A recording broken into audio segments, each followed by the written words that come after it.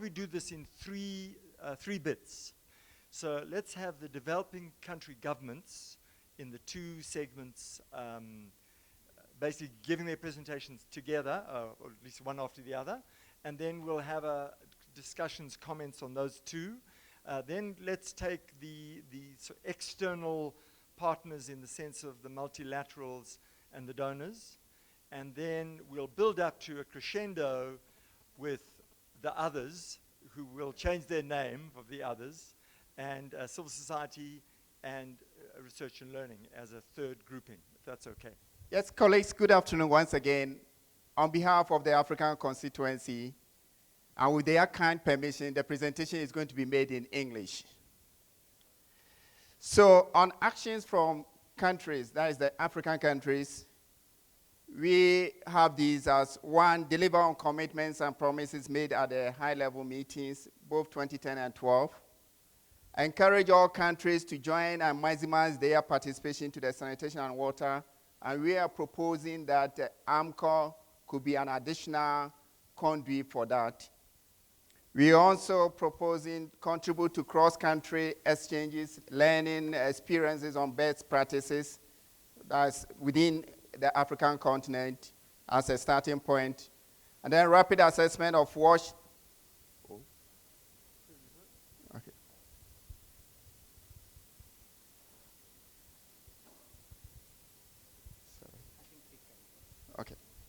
Okay. Countries to seek and express demand. Do I start? Yes, let me start so that everybody can follow me. One, deliver on commitments and promises made at the two high-level meetings, 2010 and 12. Encourage all countries to join and maximize their participation to the Sanitation and Water for All partnership. And we're proposing, for instance, AMCO could be an important conduit for that to happen. Contribute to cross-country exchanges, learning or experiences of best practices on the African continent. Rapid assessment of wash status to feed into planning processes like the CSO, GLASS. Countries to seek, express demand, engage, and support the development of national planning for results initiative. We believe strongly that that important objective for the partnership is key to us. Many of our countries do not have actionable plans, and we believe that could be one important conduit for that to happen on the continent in many of the countries that do not have at the moment.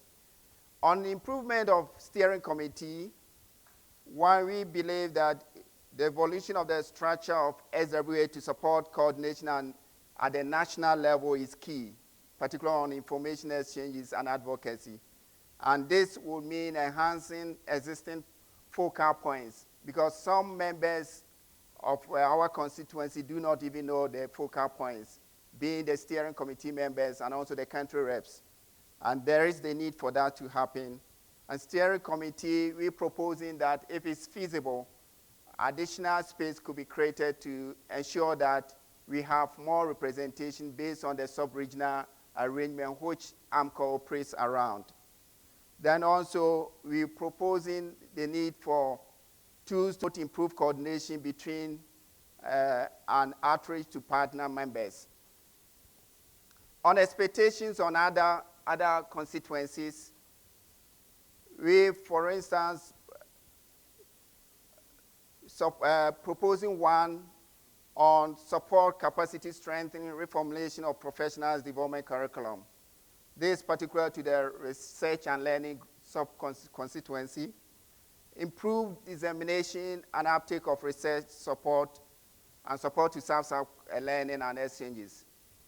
On CSO, we believe strongly that if our CSOs are well equipped, they can support us in the advocacy campaigns that will push our government to do what they are expected to do, and also getting things done to maximize the resources available to us as a continent. On donors and the banks, we're asking for mutual accountability, especially for them to live up to their commitments made at these forums, the high level and the previous forums. On expectation from the Secretariat, we would be glad if the Secretariat can facilitate self-learning And also mechanism for regional meeting, take advantage, for instance, the African Sun and African Water Week, to support us, ensure that some of these goals, visions we've agreed on as partners are taken through on board to be re-echoed. We also expect the Secretariat to focus on the right political entry points when invitations are sent to countries to participate in high-level meetings. We observed that there were some issues on who should sign that invitation letter. Some countries are a bit sensitive to the source of these invitation letters, and we need to take note to identify the right people. It could be a group of persons doing it with respect to particular countries. And then also, we expect the Secretariat to develop tools and mechanisms for internal communication. For instance, how can the steering committee reps reach out to member constituencies, countries? On post-2015, engaging in consultation, we believe strongly that there is the need for regional stock-taking on achievements made, and this needs to be linked up to the consultation processes developed by UN and others, like the AMCOD. On messages, we have 3 key messages. One is we believe strongly that the post-2015 era should focus on sustainability, water quality, and safety issues. 2, much more broader consultations to make us all part of the consultation. We heard from yesterday's presentation that some countries have been identified to be part of the country-level consultation. But what about the rest? We're proposing that AMCO could be another country so that those not named could also participate in the consultation processes. And then also, the last but not the least, we're looking at the post-2015 financing. For us, the partnership goal is universal access to sanitation and water. So as we think beyond the 2015, we need to think about how much will that goal be achieved in terms of funding. Thank you. The issue we raised about coordination, what came out from what he read is that SWA will enhance the activities of the various focal points. But what we are thinking is, because in each country, there are about 5 focal points, depending. Am I right? We need to have one coordinator representing SWA. Because when you have too many cooks, it spoils the broth. You mean one for Africa? No, one for each country. Somebody who represents each country? Yes, you just choose, like you can choose Mr. Peter of this organization to represent. So everybody rallies around that Mr. Peter, and Mr. Peter makes a contact to everybody. But what you have now is, you have focal point in government, you have focal point in various agencies. So who takes the lead? Merci beaucoup au rapporteur pour la qualité de son rapport. Je voudrais également ajouter que parmi les orientations post-2015, nous voulions que on mette d'ici 2025, tous les pays doivent atteindre de façon intégrale l'accès à l'eau et aux ouvrages d'assainissement ainsi qu'à l'hygiène. D'ici 2025, couverture totale, 100%. Our group, Constituency of Developing Countries, represented 3 regions: South Asia, East Asia, and Latin America. Although we are 3 regions, but our members comprised of only 5, and our chair was Irfan, and we were facilitated by peers. Other members are myself, Ita, Ananda, Roberto, and Gulam. What we did in our discussion is that we went by region, just to find out more, to give more reasonable perspective in the discussion, and also some regional concerns to reflect the regional concerns in the discussion. So the first, starting with Latin America, Paraguay, PAHO, to host a meeting of SWA partners in Latin America. What we found is that Latin America is being represented from one country, Paraguay. So we feel a strong need for bring more countries as members, SWA member partners in this group. And to do that, Paraguay and PAHO, which is a strong organization in Latin America, to host a meeting of SWA partners in Latin America, and that the timeline is within 2013. Roberto to contact Latino-SAN to establish linkages with SWA, and then Roberto to translate into Spanish. That is to make people in its own country to tell what SWA is all about. There's no material available in Spanish, so he is volunteered to translate that into Spanish and then share it with the members in his country. SWA chair should initiate dialogue with Brazil for partnership for SWA, and that we hope to happen in 2013. Now from there we went to East Asia. But East Asia is support from SWA partners like WSP, World Bank, UNICEF, Australian Aid, USAID, etc., to link global with regional partnership in Asia. The same problem also in East Asia is that not many countries have become the partners in the SWA. Continue SWA partners support in national water and sanitation information services to engage in monitoring. This is going to be a continuing effort. Engage China, Vietnam, Philippines, etc. to be members of SWA by Secretariat, WSP, UNICEF. Okay. South Asia is promote and accelerate NPRI process for Afghanistan and Pakistan, because there are the communities and there are countries also in South Asia which are off track. So the second one is SWA partners support WSP, World Bank, UNICEF, USAID, etc. donor coordination to strengthen national programs in Nepal, Afghanistan, and Pakistan. ICWG request to endorse. This is going to happen in the last week of this month, November, in Nepal, to endorse SWA high-profile participants in Nepal, SACO-SAN. It's going to be very urgent. This is going to happen in this month only. Global SWA monitoring partners to engage in November 27th, monitoring indicator harmonization meeting in Nepal. Ananda and Vijay to contact India and Bhutanese focal point for SWA engagement, because they will be coming to Kathmandu for the SACO-SAN meeting. Now, Secretariat, what is the expectation? SWA marketing documents in Spanish is very urgently needed, and document high quality to help Indonesia see value added of SWA membership and other countries, including country-specific packages. SWA Secretariat to establish a facility for senior SWA partners to support country on demand. Stronger Secretariat human resources needed to support Latin America, East Asia, and South Asia. Then the steering committee.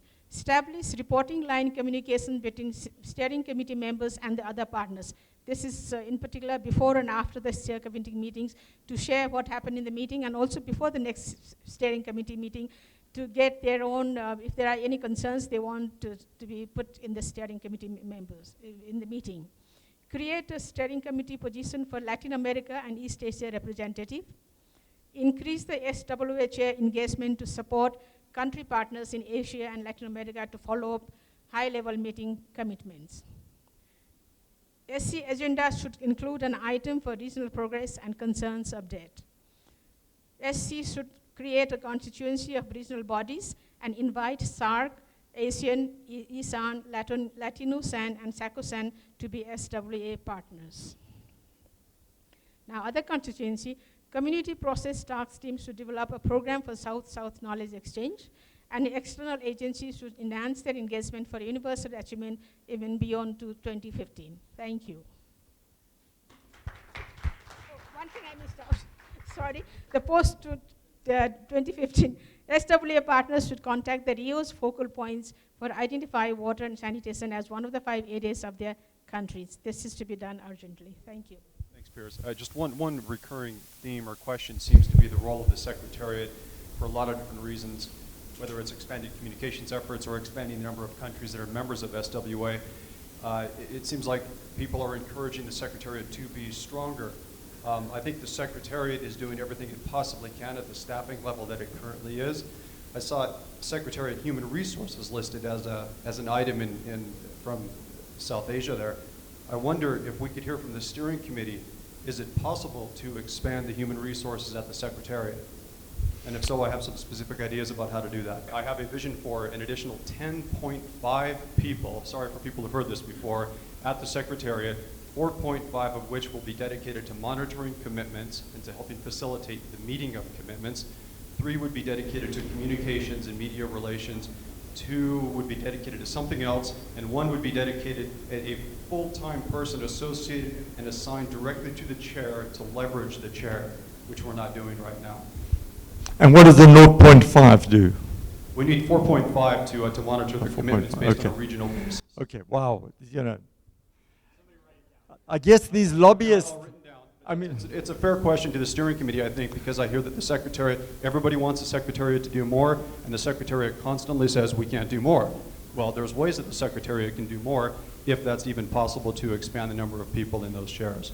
okay, well, you know, let's get to the demand. I really like the 10.5, and, you know, this is, I guess, this is how lobbyists in Washington really make progress. They've got very specific asks.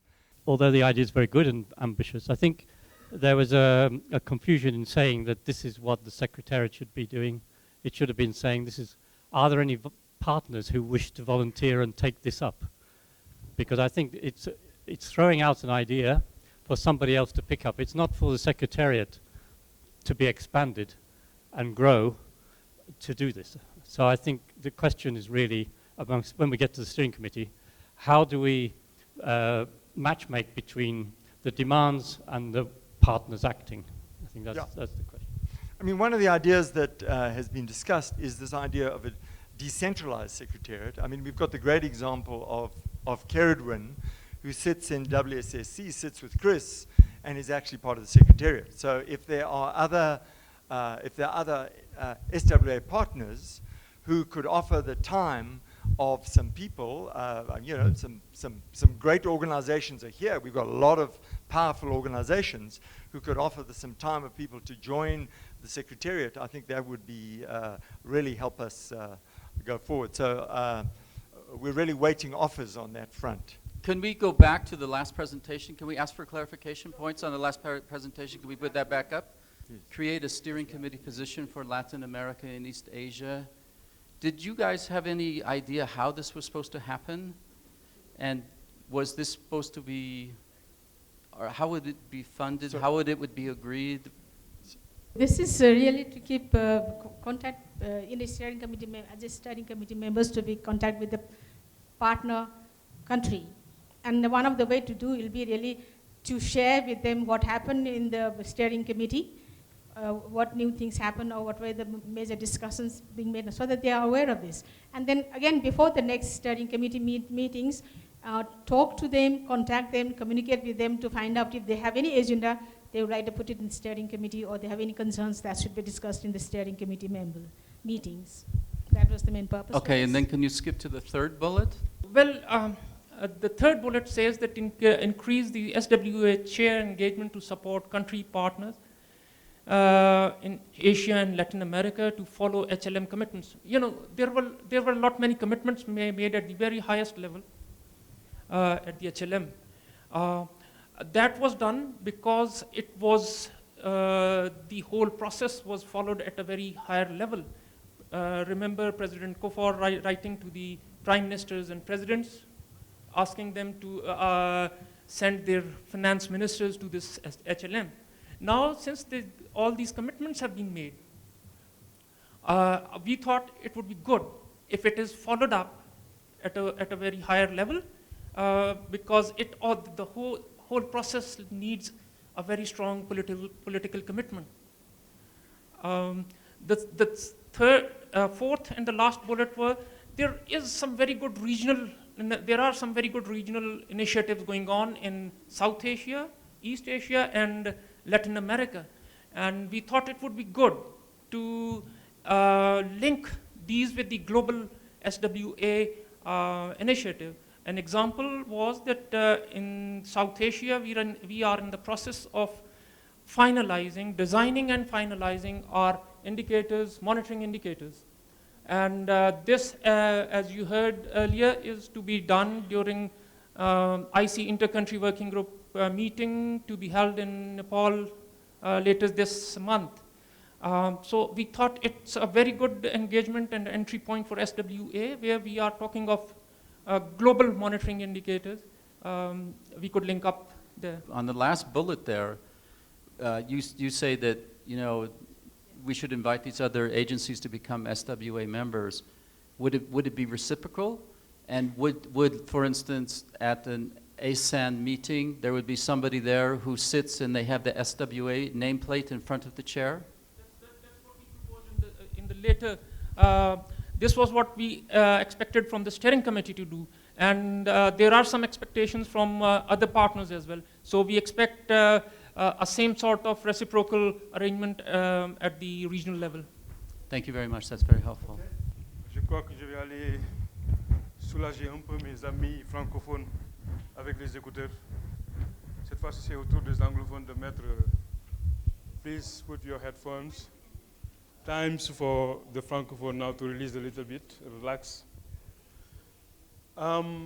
Ok, donc nous avons pu travailler sur 5 éléments majeurs, notamment d'abord en commençant par la gouvernance. Comme vous le savez, dans notre groupe, c'était les multilatérales et il y avait donc le système des Nations Unies et autres organisations intergouvernementales. Et à ce niveau, nous avons en tout cas senti le besoin d'avoir une présence beaucoup plus affirmée des organisations des Nations Unies, parce qu'à l'heure actuelle, dans le comité, il n'y avait pas. Et donc, nous avons dit que les deux sièges, en tout cas, qui sont alloués aux multilatéraux, n'étaient pas suffisants pour permettre au système des Nations Unies donc d'être fortement représenté. Et à ce niveau-là, donc, nous avons proposé qu'il y ait encore notre siège pour le système des Nations Unies. Nous pensons également que le comité de pilotage doit être le point central des points de décision. Et à ce niveau-là, donc, parce que comme vous l'avez constaté, il y a énormément de groupes de travail qui en tout cas, agissent sur un certain nombre de questions. Et nous pensons que donc, ces groupes de travail, leur approche, c'est de pouvoir en tout cas soumettre les projets de décision au comité de pilotage qui a donc l'habilité de prendre les décisions. Nous pensons également que les partenaires doivent également être responsables pour pouvoir délivrer les décisions qui sont prises par le comité de pilotage. Donc voilà en gros les 2 ou 3 éléments que nous avons relevés et proposés pour la gouvernance de cette initiative. Donc en termes d'action, pour pouvoir en tout cas aller plus loin avec l'agenda de cette initiative, nous avons proposé à ce que donc, cette rencontre de partenaires puisse s'institutionnaliser et à la limite qu'on puisse la voir tous les 2 ans. Il y avait donc des discussions autour, est-ce que c'est avant ou après, mais je crois que il y a un travail à faire pour affiner cela, mais surtout également que ce soit organisé par un des partenaires, que ce ne soit pas toujours donc, le secrétaire exécutif, le secrétariat donc, de l'initiative qui assure donc l'organisation, notamment sur les aspects logistiques.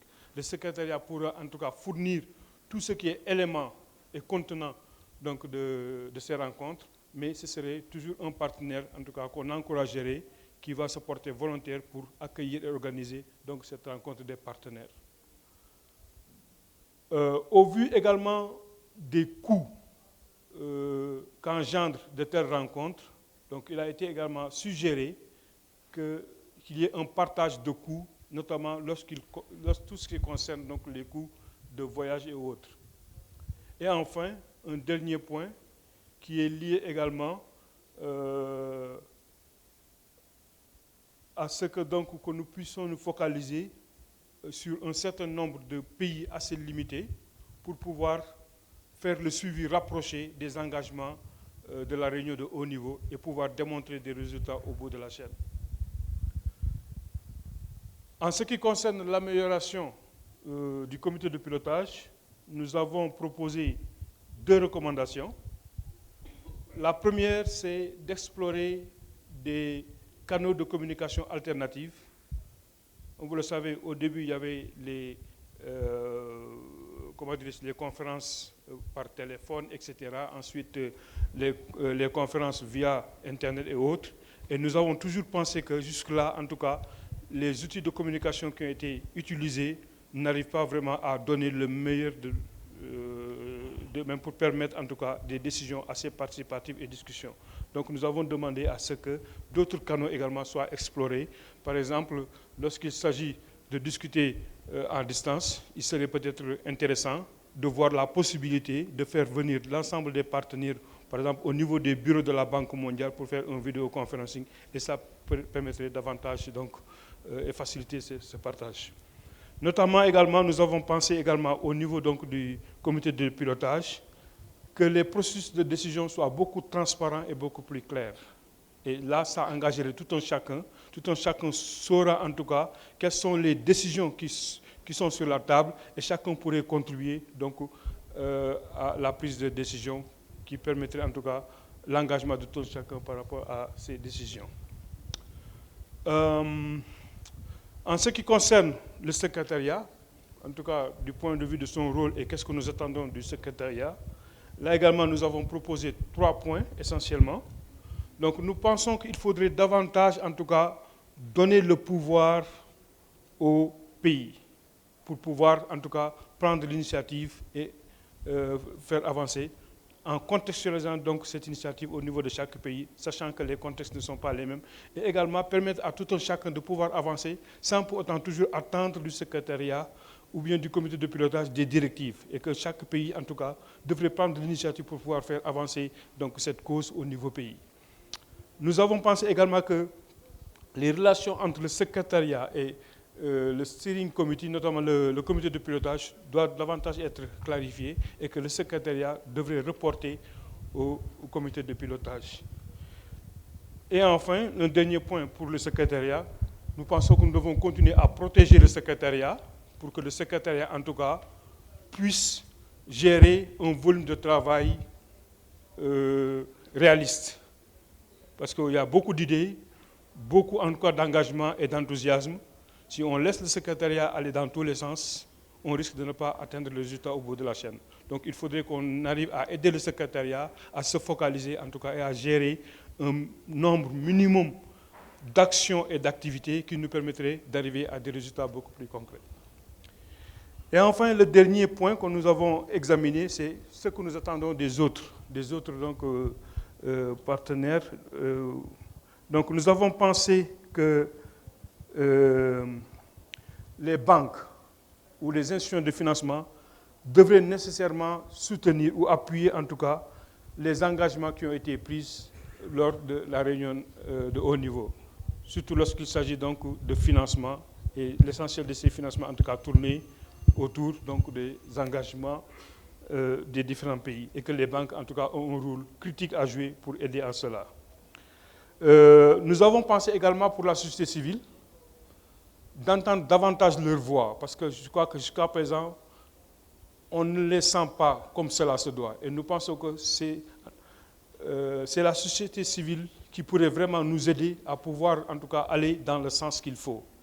Et à ce niveau, donc, il faut que la société civile puisse se prononcer et qu'on entende partout et à tout moment la société civile, la voix de la société civile, et surtout sur des questions spécifiques, notamment sur l'efficacité de l'aide, etc., sur le respect des principes qui guident cette initiative, etc. Et ça, je crois que c'est vraiment le rôle de la société civile qui peut nous aider à cela.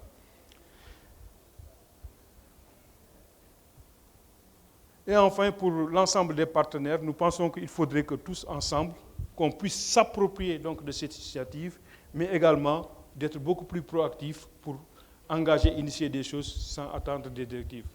Voilà en gros donc, en résumé, donc, ce que nous avons eu à proposer dans le groupe multilatéral, et donc nous restons à votre disposition pour des questions de clarification. Merci. I think one specific initiative we talked about, in addition to the ones that were mentioned, was an example of how the partners may be able to follow up on something that's initiated by the Secretariat and not necessarily the Secretariat being the only entity responsible for carrying out the activity. We thought that it might make sense to have an initiative in 1 or 2 or maybe 3 subregions after the high-level meetings that take place that bring together ministries of finance and sector ministries. And the idea would be to bring together a number of countries in a subregion that have delegations that are composed of civil society, ministries of finance, as well as sector ministers, maybe even some of the people that supported the high-level meeting with their ministers in Washington before, and to try to apply, or rather operationalize the commitments that were made in the high-level meeting in specific countries at location to be determined. And the methodology of this could be a peer exchange in which different countries come and present their work, and then international organizations provide a support role, bringing to bear a lot of the things that SWA is doing. That could be the country strategy applications, it could be the monitoring systems, et cetera. So the idea would be to have an opportunity for member states, other members of SWA, to do something under the auspices of SWA that follow up at a local level, sub-regional level, on commitments that were made on the high-level meeting. Thank you. I just want to go back to the point about broader... Oh, sorry, I'm Corinne from the UN University. And in terms of the broader UN engagement, there are coordination mechanisms. We have UN Water, and within UN Water there's a thematic priority area on water and basic sanitation. So I agree that some of the key players of UN have to be here and represented individually, but you also have that coordination mechanism. And as co-chair of that TPA, I'm really interested in finding out how we can link. And WSCC, the TPA representative, is here. Bert is the other co-chair. I mean, there are several of us here, and that is another link point. All right, so hopefully everyone can hear me. I think we wanted to start off with, I think just broadly from our group, wanted to take a moment to recognize the point in time that this partnership meeting reflects, and that this is the first meeting of its kind for SWA partners, and recognizing the place where SWA has come to in just a short 2 years, I guess 2+ years, and that we recognize the growth and the potential of SWA and see that this is a really important point for all of us to gather and have this conversation. So wanted to start off with that. I think the other thing that we wanted to talk about and mention is the important role the Secretariat has played in putting this meeting together, and recognize their hard work. So wanted to start off with those comments. So I think building on that point,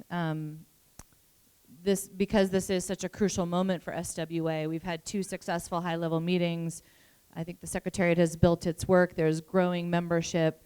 It's also a critical point to really take on and I think discuss as partners, but also as a steering committee, some really key themes and issues. And we came up with a list of things that we think decisions need to be taken on by the steering committee with input from the partnership. So we've listed those here. I'll talk about them each, and then obviously as we get into the discussion, my fellow donor and development bank partners can elaborate on anything that I've missed. So starting with this list here, obviously an important thing to talk about is the HLMs, how they're going to be structured going forward, the frequency, the schedule, et cetera.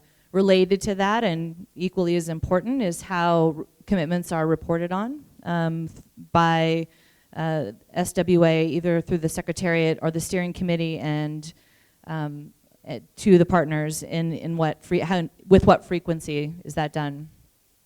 The other thing I think that's an important role for SWA to think about, and where there needs to be some clear decision making, is on SWA's role in the global monitoring of commitments broadly, not just the commitments made at the HLMs.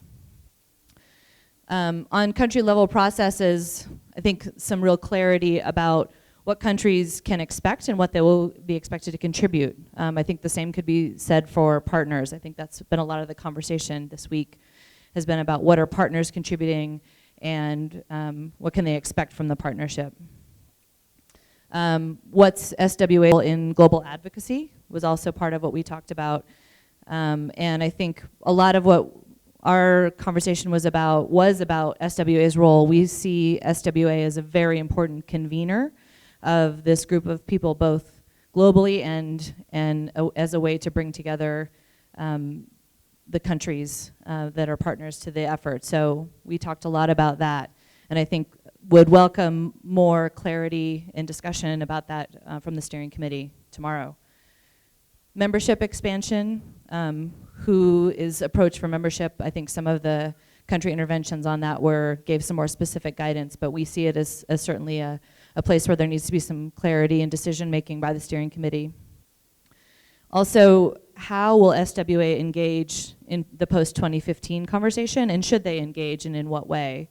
Was also something I think we want to make sure that the focus of SWA continues to be on the things that it's taken on, and but also to make sure that we're engaging in the right way and sort of right-sizing that for the partnership. I think as part of this, we thought all of these things, all of these specific themes and topics where we think there need to be decisions, one possible recommendation for how to handle that for the steering committee would be to develop a dated action plan, possibly for the next 1 year, 2 years, 18 months, to talk about how decisions will be made, how these specific topics will be taken up, how consultation will happen with the partners, and how those decisions will be made at the steering committee level.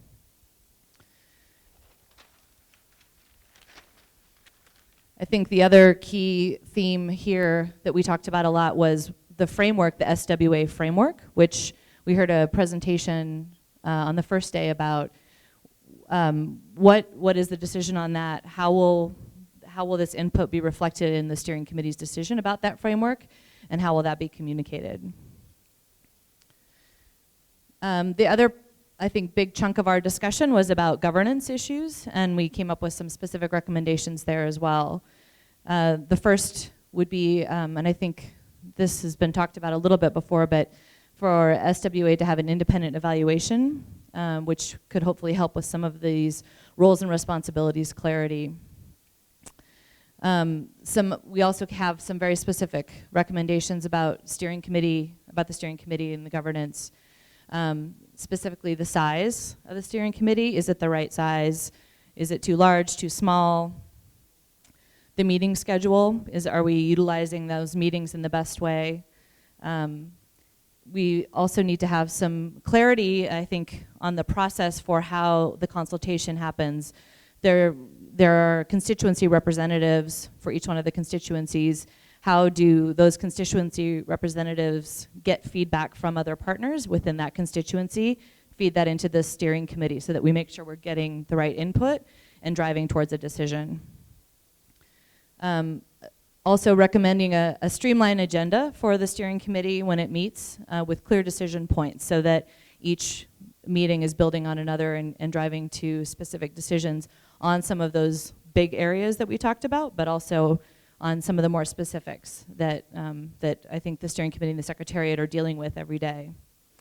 And then another recommendation was for the steering committee to think about having an executive function. Should there be an executive committee of the steering committee that kind of deals with some of the higher level decisions, obviously with input from partners and from the rest of the steering committee.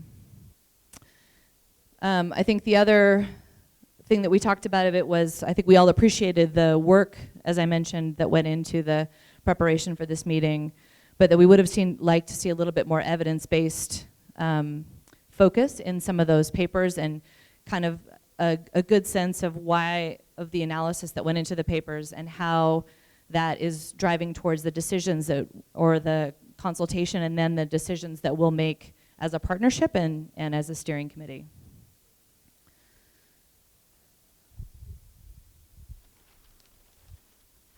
And the last area that we talked about was transparency, and some of the recommendations we have about that for putting in place a system for transparency and financial reporting, also for procurement. How does SWA procure its the needs that for the needs that it has to meet the needs that it has, and also some of the processes, both around the steering committee, around management, use of donor resources, et cetera. So, any of my colleagues want to add to that? Thank you.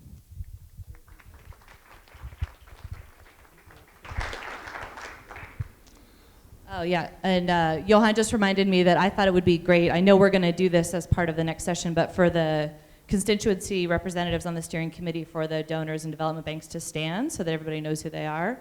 So it's Lily Ryan Collins from UK DFID, Johan Joly from SDC, and Heather Skilling from USAID. Thank you. Oh, sorry, yes. Sorry, from the AFDB. Sorry, can you say your name? Because I think I didn't. Yes. African Development Bank. Thanks. I'd be interested in hearing a bit more about question 1 and what donors discussed around their contribution to the partnership. Well, question 1 was, what does your constituency going to bring to the strengthen the partnership? And we heard mostly about their recommendations to the partnership. So it'd be interesting to know what they think they can bring as well. So I think I don't want to speak on behalf of everybody. So because there are a number of different donors and development banks represented in our conversation, I'm only going to speak from us. I think our contribution to SWA has been both financial, but also as a partner in terms of talking to other donors about joining, including other foundations, other bilateral and multilateral donors to become partners and to kind of spread the word about the importance of SWA and why we think it's important. That's, you know, I think there's a number of other ways that we've tried to contribute to be sort of a thought partner to the Secretariat and the other parts of the steering committee. We're certainly happy to continue doing that, but I think that's, I only feel comfortable, I think, responding on that, because we didn't get into a lot of the detail from each one of us in our conversation. So if anybody else wants to. I think we might have given the impression that we were throwing everything back at the steering committee, but we were in fact seeing ourselves, because so many of us are in fact on the steering committee, we were also acknowledging that we had a greater role to play in trying to help the steering committee fulfill its responsibilities. And I think we were seeing that a lot of this detail was about helping to clarify roles and processes so that we could all participate more fully and engage more fully in the consultation. Well, you know, we all have to say our bit now, don't we? No, I mean, I think just to fully support what Heather just said, I think that's exactly right. I mean, you know, I could stand here and say DFID was instrumental in the very early stages of SWA, and that we, you know, supported our Secretary of State to make a major contribution in the last HLM, but, you know, that's not really the point of this meeting, to talk about all the individual inputs that one particular donor has made. But yes, I completely agree that I really hope that presentation didn't come across as a bunch of kind of, you need to do this, that, and the other. I mean, obviously the donors have a place on the steering committee, and I think that really what we were talking about is a commitment to work forward from this, you know, from this very exciting meeting to a place where SWA just has greater clarity on a number of different issues, which at this critical juncture in its existence, you know, just needs some clarification. And I think hopefully that everyone would agree with that point. And we're, you know, as donors, representatives of the steering committee, and as the constituency, we're really looking forward to engaging productively in that process. It's just this last point about transparency, where it talks about financial reporting and so on and so forth. But my understanding is, and I don't know if anybody, because I was new when I came here and I didn't realize this, but from what I understand, SWA is not an organization, it's not a legal entity. It doesn't actually receive any money. It doesn't manage any funds itself. It's the partners who get the funding. So the financial reporting would be made by the partner organization that's been financed. So it's not SWA itself. SWA is not an organization. It's a movement, it's a partnership, but it's not a legal entity. And I think this is something that's a bit not clear in the whole meeting, that the nature of a partnership in this case is not the same as the nature of an institution and an organization. So I would say that on those particular questions. And I think it's also relevant for the governance question. You don't want a very heavy governance structure. You want a very light governance structure because it's not a legal entity. And I think that makes a huge difference. It's a dating service. It's bringing people together to share knowledge and to generate more activity within the sector, as I see it. And I maybe got it wrong, but that's how I see it. So I think that's an important point to make clear for everyone. Because I don't think people should be coming here thinking, oh, it's great we've got the donors here, we can get more funding. I don't think that's the point, is it? I think the conversation that we had, because we actually are donors to SWA, either through UN Ops or through UNICEF, and so I think part of the conversation we had was about, as the SWA Secretariat procures services, how is that done? I think there was some questions about, understanding that. I think we've had some questions about, or we talked a little bit about, financial reporting of the Secretariat that happens.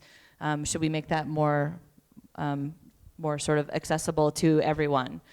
So I don't disagree with you about it being a partnership, but I'm just giving you a little bit of background on the nature of the conversation. So I don't want to get too deep into the weeds on it, but that was the nature of where that originated. I think just to clarify, and I think part of this is being aware of what is happening at the moment, and if there are ways of dealing with things differently, that's fine. But we should then set out what our expectations are. I mean, all I can say, Alan, thank you for your excellent point, because I think it's important that people realize that SWA doesn't get funded, that organizations get funded. So for the Secretariat, UNICEF deals with both recruitments of staff and funding, and that's done entirely through UNICEF's procurement rules and regulations, and that's, you can go into how that's done. That's done through audits of UNICEF and so on. I don't think that's the issue. I assume that's not the issue. Either, I assume the issue isn't the lack of understanding of how funds flow. If it's about the reporting to steering committee, I think that's important. There's never been actually an expectation or a request to report. However, the Secretariat has always provided reports to the steering committee. Am I right in saying that? Yeah? Now, around about a semi-annual basis, on about a semi-annual basis. If that needs to be made more frequent or the format of the reports changed, of course, we'd be happy to do that. But I think Alan's point is a clear thing, is that it's not SWA that's funded, it's organizations that get funded, and those organizations obviously have reporting mechanisms and procurement rules and so on and so forth.